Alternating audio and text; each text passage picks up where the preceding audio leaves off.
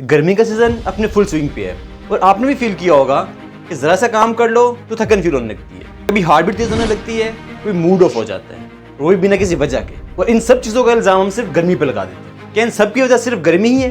गर्मी सिर्फ हमारी बॉडी को ही नहीं बल्कि हमारी बॉडी के इंटरनल ऑर्गन्स को भी लगती है और इसी वजह से हमारी बॉडी के इंटरनल ऑर्गन्स हमें सिग्नल भेजते हैं जिन्हें हम यूजुअली इग्नोर कर देते हैं। और इन साइंस को इग्नोर करने के नतीजे में हम डिफरेंट प्रॉब्लम्स फेस करते हैं। आज इस वीडियो में देखेंगे कि गर्मी का इफेक्ट हमारे इंटरनल ऑर्गन्स स्पेशली हार्ट और ब्रेन पे कैसे पड़ता है, हमारी बॉडी का कूलिंग सिस्टम कैसे काम करता है और वो सिंपल प्रिकॉशंस जो आप ऑलरेडी जानते हैं लेकिन आप उन्हें फॉलो नहीं करते।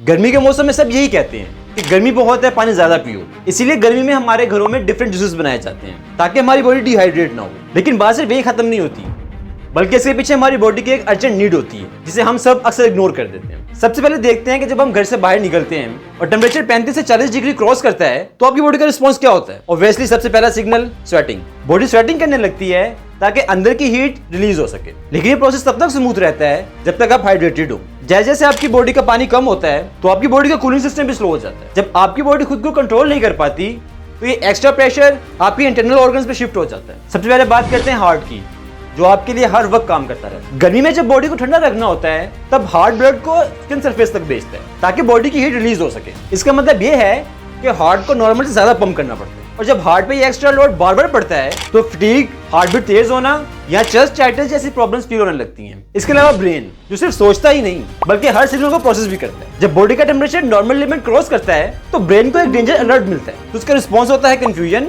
चक्कर, मूड स्विंग, फोकस का लो होना या कभी कभी बिना वजह के इमोशनल फील करना। गर्मी सिर्फ आपकी बॉडी को ही नहीं बल्कि आपकी इमोशनल स्टेट को भी डिस्टर्ब करती है। इसलिए आपने देखा होगा कि ज्यादातर लोग गर्मियों में चिड़चिड़े, बेचैन या गुस्से वाले होने लगते हैं। ये गर्मी के साथ साथ उनकी बॉडी का केमिकल रिस्पॉन्स होता है। लास्टली किडनी और लिवर भी गर्मी की वजह से बहुत ज्यादा इफेक्ट होते हैं। गर्मी में जब आपकी बॉडी स्वेट करती है तब सिर्फ पानी ही नहीं, मिनरल्स और सॉल्ट भी लूज हो जाते हैं और जब हाइड्रेशन कम हो जाती है तब किडनी प्रॉपर फिल्ट्रेशन नहीं कर पाती और टॉक्सिन्स बॉडी में रुकने लगते हैं। लीवर भी बॉडी को कूल रखने के लिए अपना मेटाबॉलिक रेट स्लो कर देता है ताकि बॉडी में मजीद हीट क्रिएट ना हो। लेकिन इसी हीट को कंट्रोल करने के चक्कर में डाइजेशन स्लो हो जाती है और एनर्जी भी लो होने लगती है और डिटॉक्सिफिकेशन प्रोसेस भी स्लो हो जाता है। यानी आम जुबान में कहा जाए तो बॉडी सर्वाइवल मोड पे चली जाती है। और आप इन सब चीजों का इल्जाम दे रहे होते हैं सिर्फ गर्मी को, क्योंकि गर्मी हमारे कंट्रोल में नहीं है बल्कि सिर्फ और रीजन डिहाइड्रेशन भी है। क्योंकि डिहाइड्रेशन की वजह से हमारी बॉडी अंदर ही अंदर गर्मी से फाइट कर रही होती है और इसी बॉडी की फाइट की वजह से हम अक्सर चिड़चिड़े, लेजी और इमोशनल हो जाते हैं। तो हम अपनी बॉडी को सपोर्ट करने के लिए क्या कर सकते हैं ताकि हमारी बॉडी गर्मी से फाइट कर सके?